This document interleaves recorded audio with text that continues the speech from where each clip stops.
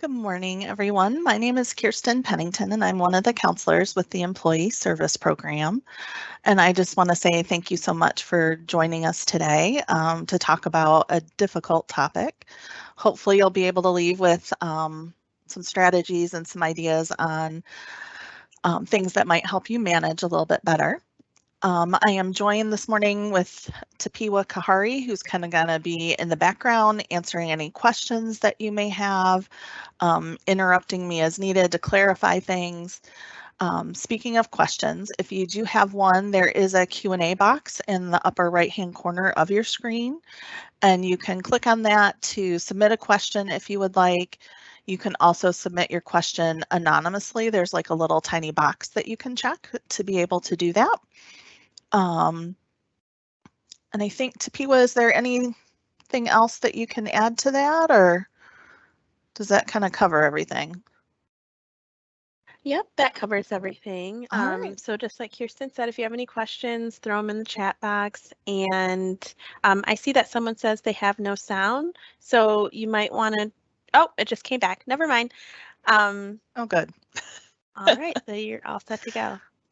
Okay, perfect. Well, why don't we go ahead and get started with our presentation, because I have a lot of information to go over for you guys and probably not as much time to do it in as what I had hoped. So we're going to cover some things, and if you have questions about any of it, feel free to just let me know. So what I'm hoping to go over today is talk about some of the basic concepts of grief and loss and some of the things that may impact that. Also talk about what complicated bereavement is. I know some people have really been experienced that more so since the pandemic. We're also going to go through and identify some ways to help cope with grief. And go over some strategies on how can you support yourself or a colleague when they're coming back into the work environment following a loss. So if you have questions, like I said, feel free to just give us a shout out. Excuse me. So some of the basic grief and loss terms, and I mean, these are like, depending on how technical you want to be, you can, but I think it's always helpful to have like a basic understanding. And when we talk about loss, there can be so many different types of losses. So it could be related to the death of someone or, you know, a favorite family pet that may have passed. It can be the loss of a relationship or a change in job. I think over the last couple of years, we've all had so many losses, it's hard to kind of sometimes even pinpoint which one is the most significant. So, but grief is the normal process. We all kind of experience grief when we're reacting to a significant loss in our lives. Bereavement could be, it's considered the state of having lost something. So that could be the loss of a home, the loss of a dream. You know, I think of some parents who, you know, their children might take a different path in life, or maybe we're born with an issue, or maybe as we age, we lose some of our functioning. That can be bereavement. Mourning is going to be the cultural expression of grief, exhibited usually through behavior, or it could be ritual, or a certain way, you know, that you dress. I know, like way back in the olden days, in some cultures, you might wear all black. Others, it might be different. Inhibited grief is kind of when we feel like we can't grieve that loss. So maybe it's something that we don't necessarily want others to know, or maybe we feel like we can't express that grief for one reason or another. So that's kind of what that resolves. It can still manifest itself in like body aches and pains, stomach issues, headaches. And that's just kind of like because we're bottling that all up inside and not releasing that as much as what we would if our grief was validated. Unresolved grief is one of those that doesn't tend to go away over time. So it could be, it basically interferes with our normal functioning, or it's so intense that we can't function, and for a longer period of time. So I see that a lot more with like unexpected loss sometimes, whether someone took their own life or if they were killed in an accident or a sudden illness, that doesn't give us the time to really, I think, emotionally prepare when it's unexpected. It tends to be fall more into that unresolved category. And some of the initial grief responses, and I know they have like charts that they have like the different stages of grief. The biggest thing I think is they don't follow a specific order. Typically, you might find that you bounce back and forth between different stages, and that's also as well totally normal. Typically, the initial reaction is going to be shock, and it can last anywhere from a couple weeks to a couple months. The ones that are longer would be more for the passing of someone or a change that wasn't anticipated. So, or anything that's kind of out of the ordinary, I think kind of falls under that. And when we're in shock, we feel like we're just kind of numb. You're kind of going through the motions. You can feel very vulnerable. And this is one of the reasons why they talk about don't make any major changes following a loss, a significant loss, because we aren't always in the best brain space, if that makes sense. A lot of times after we kind of pass through shock, we all usually go through a denial where we don't want to accept that that loss is real. You know, it's hard to deal with grief, and a lot of times we tend to push that away. So we don't have to deal with it. And one of my favorite quotes, and I'd have to look up and see who it was by, but like it really resonated with me, and maybe it will for you guys too, that grief is like breathing. You just kind of have to do it. So like the longer if we were to like use the analogy of breathing, the longer we hold our breath, the more uncomfortable we become, you know, the same as with grief. It has a tendency then to kind of pop up in ways or in times that we don't anticipate, and can kind of take us by surprise with that. Panic can be one of the other stages. Like when we go through and wonder about like, what do we do now? Like it's so hard, especially when someone passes, you know, it can be incredibly difficult to make a lot of those decisions. You may feel like you aren't able to concentrate or just feel anxious all the time. And that's, again, totally normal. You know, you might also feel like you aren't able to make some of those decisions, which makes it difficult. Fear is another stage. And it can occur I can't talk today. It can occur for a variety of reasons. You know, again, it can depend around like what type of loss that was. So like I think of if you have like young children and if they were to lose a parent or someone significant in their lives, you might see that they have this heightened response and fear about letting, you know, the people they care about out of their sight because they're worried and concerned that it could happen again. And the same can be true with adults. We just express it a little bit differently. You might also feel like, you know, if someone was in a significant car accident, you might have the feel afraid to drive or to go down the way or go by the place where the accident happened. There's so many different things that can cause that. We also might feel some guilt. And this is one of the ones I think people struggle with a lot.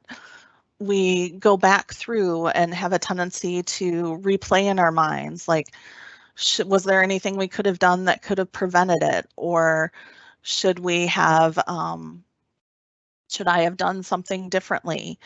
Or if like you tend to go through and play like your last conversations or your last interactions. And I've heard from a lot of employees, like, I wish I would have spent more time with, that person or their pet, or, we go through the woulda, coulda, shoulda. And it's one of those things, like, hindsight is 2020 for a reason. You just kind of go through and make the best decisions that you can at the time. And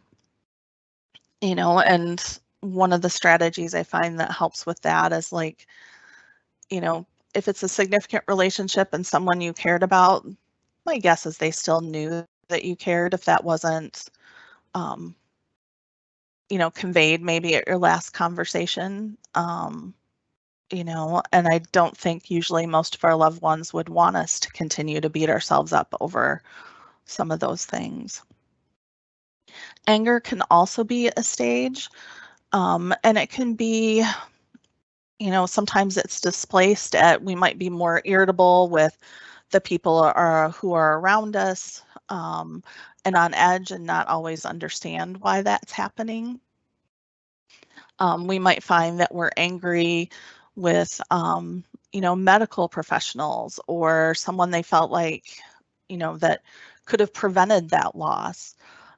Sometimes people feel angry at God or their higher power for, their life not kind of going in the way that they thought, or, the loss of that. So there's lots of different things. And as I had mentioned, you can bounce back and forth between the different stages. And this slide kind of talks a little bit about that. We all experience grief differently. And a lot of it depends on what the scenario was or the situation. And there's no really right or wrong way to experience grief. Your grief is your grief, and you're allowed to have that. And I like this picture because it really talks more about grief is kind of like a web. It's not like a singular process that you can go like back and forth between the different stages. And it's, sometimes it'll take us by surprise. There might even be some of those stages that you don't experience, and that's okay too. Some of the things, like, grief can have an impact on, our behaviors, the way we act or respond to other people. Like I said, we might be a little more short or more withdrawn. We may find it harder to communicate with others, to be able to express that loss. Some people turn to maybe not the best coping strategies, such as alcohol or other substances, that sometimes can lead into, more issues down the road.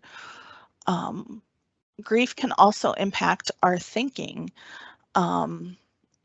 We have, like I said earlier, the decreased concentration, difficulty being able to remember stuff, making decisions, might feel confused, or kind of on edge, suspicious of people and situations. Like, you're going to be much more careful about that.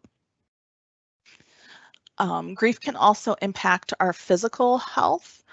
There's so many symptoms that kind of start in our bodies. Like, you might experience a racing heart, or your blood pressure might be elevated. You might find it difficult to sleep, or maybe you sleep too much, or you might find that you're eating, maybe not so healthy foods or difficulty eating at all. I've heard from a lot of people. And we also sometimes crying can be, and we'll talk about this in a little bit, a very healthy release of all that pent up energy that we're carrying inside our body.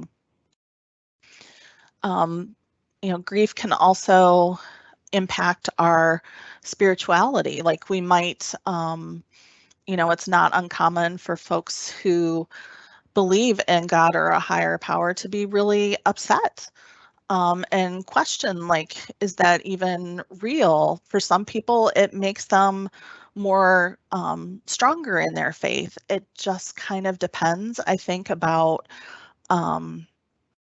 what the scenario or the situation was around that particular loss. Some of the other responses, we could feel lonely or helpless,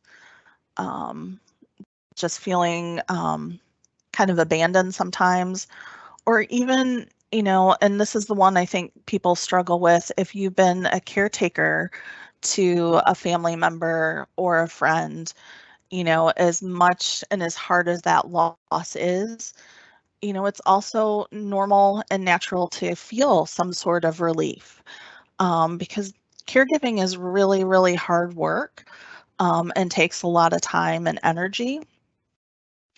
So, I mean, that's okay if you experience that. That's a very normal reaction, and I think that's one of the ones that sometimes people maybe feel some guilt around. So that can make it a little bit more challenging too. And there's so many different things, I think, different types of losses. As I mentioned before, some of those can be sudden, some of them can be, more gradual. Like I think of, caring for aging, parents or family members whose health is starting to not be as good as it once was or is declining, that decline in, cognitive and mental abilities. So like dementia, Alzheimer's, that's still a loss because you may physically have the person with you, but they aren't the person necessarily that you knew, and that's difficult as well. So to talk a little bit about what complicated bereavement is, um, when we have had the deaths that we've had during COVID-19, they can be a higher risk of being related to the complicated bereavement. And some of that is just because I think with everything kind of going on, and the multiple losses that everyone has experienced, it's like they kind of layer upon one another. So like the first one we may have been as okay with that. It may not have had an impact. And then you experience other ones in relation to that. And then you might find that you are, in a puddle on the floor after something that was probably wouldn't have impacted you the same way, prior to all those others. So, and you might wonder, like, why is this, hitting me so hard? And it just, sometimes it's a result of all those different losses compounding one another. When we're dealing with complicated bereavement, it's not uncommon to have difficulty, just functioning. So sometimes for some people that might look like having trouble, getting up on time for work or, just being able to follow and track things like you normally had.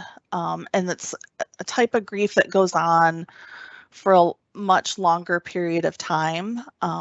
Normal grief symptoms do slowly start to improve, whereas complicated grief takes much, much longer, where you feel like maybe you aren't getting past it at all.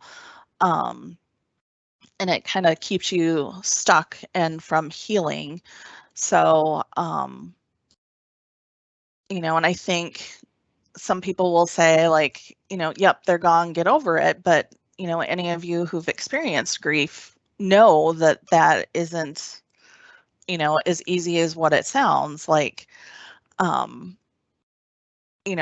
We wish we would be able to kind of do that and move on, but certain things, anniversaries, birth dates, holidays can make it really hard, and we're confronted by those reminders on a regular basis sometimes. So if you find that you are still in that stage where you are constantly thinking about that loss, unable to move forward, not being able to get out there or enjoy some of the things that maybe you used to, even if it's not like it brings you like total relief, but even if it's just a little bit of a smile or even a smirk sometimes. Also, sometimes when we get into that, people might experience thoughts of wanting to harm themselves or to be with their loved one. And that's kind of a sign that it might be time to seek some additional help because of that, because I guess I don't really know what I want to say about that one. We'll talk a little bit more about it as we move forward, but that can be one of those signs that it might be time to reach out and talk with somebody. If it's not like a family member or a friend, reaching out and talking to us over at ESP, or getting connected with a counselor or a grief support group. And we'll talk about that in a little bit. Also, when we look at complicated bereavement, you aren't able to recall any, fond memories of the person, things that you used to do or things that used to make you smile. You can't focus on anything other than that particular loss. If you find that you have difficulty accepting that loss, that can be another scenario as well. And I just realized there was a little duplication there, so sorry about that. And this is going to be kind of the part of the stuff where I really want to focus on, all that stuff about grief and kind of knowing the process and things, I think is very helpful. But most people want to know, okay, I'm dealing with a loss, but how do I move on from here? What can I do? So really looking at building your support network. Some people have really fabulous ones. Other people I know, struggle with that or maybe feel really isolated. And it's just finding out who and cultivating those relationships, figuring out who is maybe there for you. That's where I think sometimes a support group can really come in handy. And they do have ones that are, for specific illnesses or certain types of losses, or, loss of particular relationships. I think there's also support groups out there. They may be more online about the grief of losing a pet or something along those lines, because I know that's really been a struggle for people throughout the pandemic. Also kind of figuring out who are your people, who is there to listen. Some people you might find aren't the people there who you thought would be, and it's not any result of anything necessarily that you did, but a lot of times people just don't know, how do you comfort someone who's grieving, or it might bring up painful losses for themselves that they'd rather not focus on. So that makes it really a challenge a lot of times. When you are dealing with a loss, to really do what you can to take care of yourself.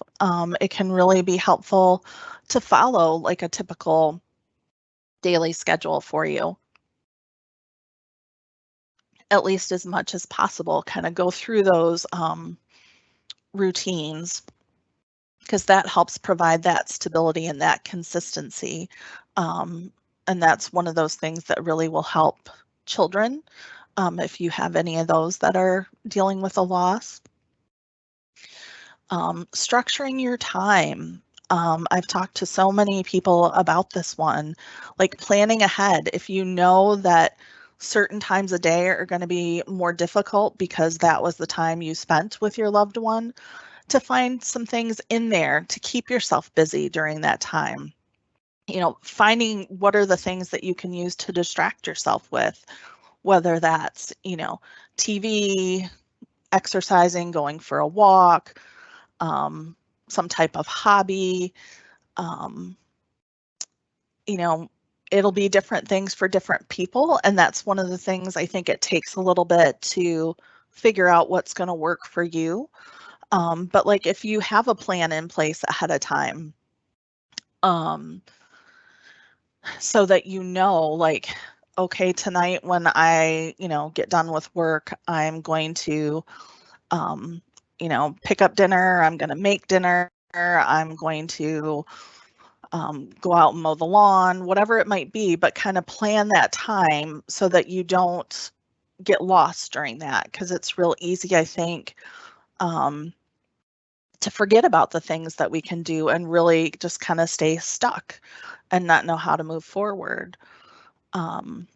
We've talked about crying can be, you know, a really good release. You know, not everybody cries, but it can be helpful. So finding something that will allow you to release some of that tension from your body, whether that's like, you know, if you're into sports, going in like throwing a ball really hard, or, you know, chopping wood, whatever it is that helps you to feel like you can release some of that. Also making it a point to do something that you enjoy or can make you even just smile a little bit each day. Again, that's going to be a very individual thing. So maybe finding what works for you. Like some people, it can be, you know, like noticing, you know, the temperature outside or that it's sunny out. You know, some little thing, no matter how small, it's still going to be significant. Some people find comfort in talking to the person who passed, and just kind of having that conversation with yourself. You can do it out loud. I would just suggest probably not so much in public, because sometimes then people look at you strangely, but that's okay. And also, you know, being kind to yourself and giving yourself the permission to allow yourself to grieve that loss, whether that's the loss of a relationship, a job, a family member, or a friend. You know, I always talk with people about, we tend to be our own harshest critics. So if you can stop and think before you tell something to yourself in your head, like, would you say that to a friend who's in a similar position? And if it's not something you would tell them, then it shouldn't be something you're telling yourself during that time. That's kind of practicing that kindness. Some of the other strategies that can be really helpful when we're grieving is trying to stay away from alcohol and caffeine. Any of those kind of like mood altering substances aren't always the best during that time. Also, like not allowing others or even yourself to tell you how you feel or how you should feel. Because I think that's you know, a challenge that, you know, as I said before, there's no right or wrong way to grieve. And so you need to follow your own path with that. So it might be setting some limits with others when they tell you to just get over it. You know, it's not something you just get over. You just learn how to manage from day to day. Also not making any major life decisions, and we kind of talked about that just based on our cognitive processes during that time when we're grieving can be a little skewed, I guess would be the best way to say it. Also, not avoiding time with family or friends. Like it can be, I mean, if it's anything to say, it could be a good time. It can be maybe a nice time to really look at what are some of those rituals that you used to have, and what might be some things that you want to try or to be able to incorporate, and for some folks it can be going and visiting like the gravesite on significant occasions, or doing something to memorialize the person that has passed on, during some of those events. So kind of figuring out what it is that's going to work for you and your family. And the same thing is true if it's, the loss of a relationship or a divorce, kind of figuring out what are going to be your new rituals, your new things, and kind of, experimenting and trying around. You might find that there's some that you really enjoy, and there might be some that you're like, yeah, no, that's not really so much for me. And that's okay too. So when we look at kind of coping with returning to work, and these would be ones for, yourself if you are the one that's grieving and coming back, but also if you have a colleague or a friend who's kind of going back into the work environment, these might be some things that you can help them with to kind of figure out and identify, just so that they can move forward. And it's really, I think, a challenge coming back to work when you've been off for a little while or have had a significant loss. And not everybody's going to know necessarily what you've been through, or even that you're grieving necessarily. So it can be helpful to, request, whether that's your manager or a coworker, or, if you're comfortable sharing something like that through social media about your grief and what is that you lost someone or something, that can be really, helpful. So you don't have to have 101 different conversations necessarily when you come back into the office.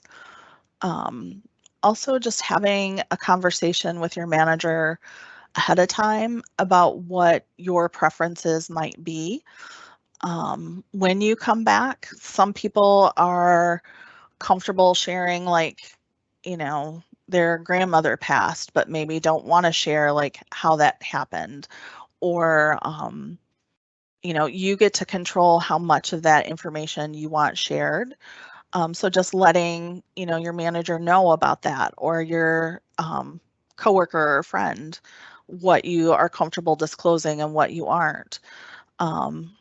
Before you come back into the work environment, it's okay to kind of talk with your manager about what your preferences are. So if you just need time, and you don't want people to be asking you questions about that, let your manager know so they can kind of get everybody else on the same page. Or something as simple as saying, like, I don't want people to ask me about it, but it's okay if I talk to them about it and they want to ask questions.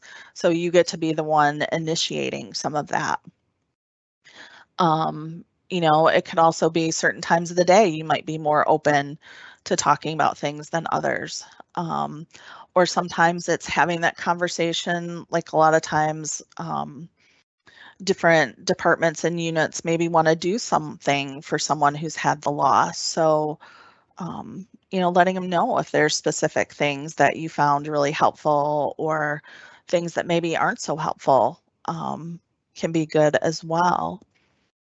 Also, as you're looking at coming back to work, If you're working, you know, at home, a lot of times there's an easy way to find like that safe place to go to. But if you're in the office or out in the community, it can be harder to identify where that safe place might be.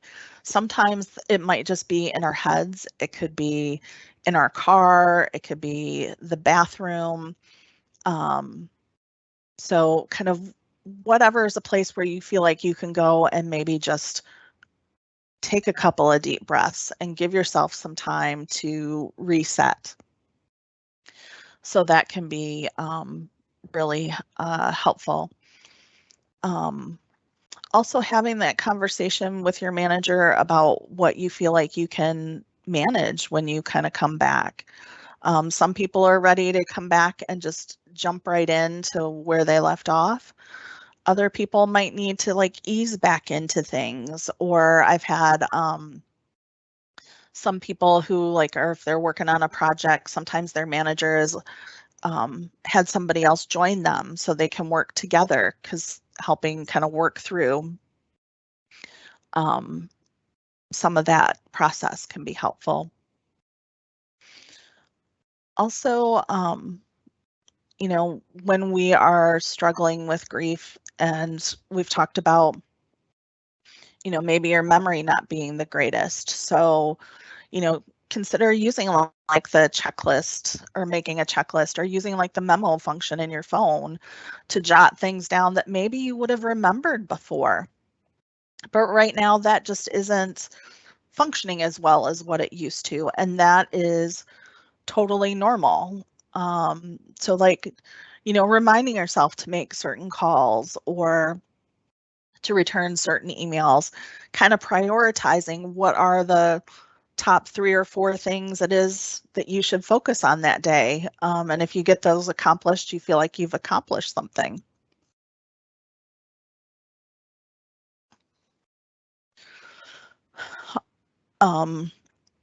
Someone also suggested like maybe coming in ahead of time before you're supposed to come back, during a time when people aren't there, just so you have that moment to get back into the work environment and kind of really figure out how you want to go and move on from there. I think is a really great idea. I hadn't thought of that one.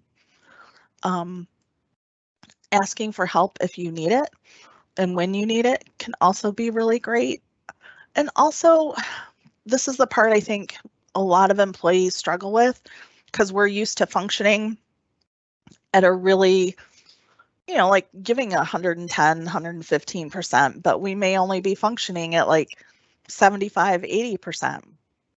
And that's normal.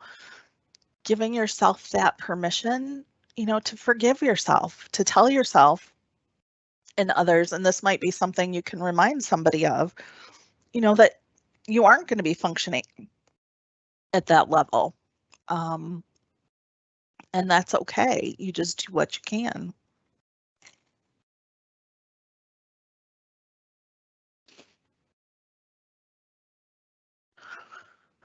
So some of the things to think about, you know, when is a good time to seek additional support? So when we talked about that complicated bereavement, if you feel like you are stuck and not able to move forward after some time has passed and that grief still feels as fresh as it did when it first happened, that might be a time or something to kind of think about. Also, if you're having any thoughts of maybe wanting to harm yourself or even someone else, you know, those are some pretty big, I think, flags and things to pay attention to.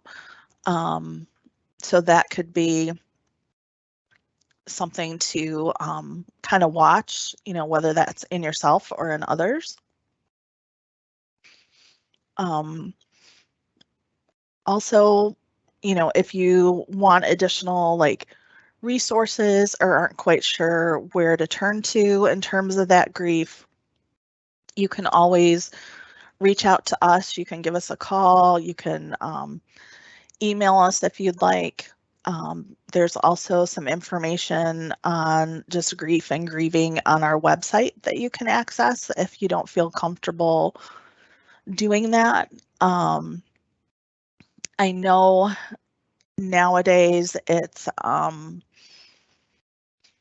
there's so many online resources for groups and things like that that you can find with just a little Google, and if that's something that might be helpful.